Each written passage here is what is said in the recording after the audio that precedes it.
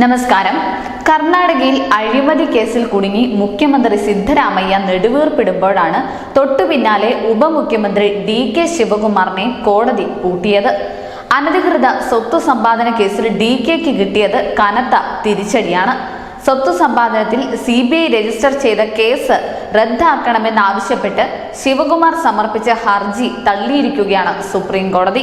കർണാടക ഹൈക്കോടതിയുടെ വിധിയിൽ ഇടപെടാൻ താൽപര്യമില്ലെന്നായിരുന്നു കോടതിയുടെ നിലപാട്.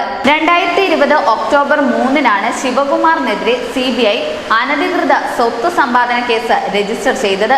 കേസന്വേഷണം പൂർത്തിയാക്കി 3 മാസത്തിനുള്ളിൽ റിപ്പോർട്ട് സമർപ്പിക്കണമെന്ന് ഹൈക്കോടതി CBIക്ക് നിർദ്ദേശം നൽകിയിരുന്നു.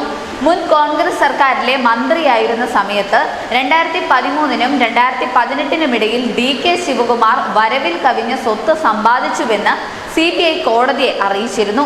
2020 സെപ്റ്റംബർ 3-ന് CBI കേസിൽ FIR ഫയൽ രജിസ്റ്റർ ചെയ്തു.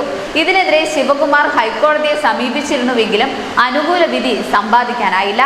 കേസ് റദ്ദാക്കണമെന്നാവശ്യപ്പെട്ട് DK നൽകിയ ഹർജി justice Bela M Trivedi, SC Sharma എന്നിവരടങ്ങിയ ബെഞ്ചാണ് തള്ളിയത്.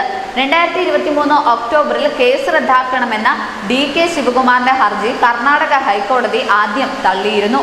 ഇതിനെതിരെയാണ് വീണ്ടും സുപ്രീം കോടതിയെ DK സമീപിച്ചത്. News desk, news India Malayalam.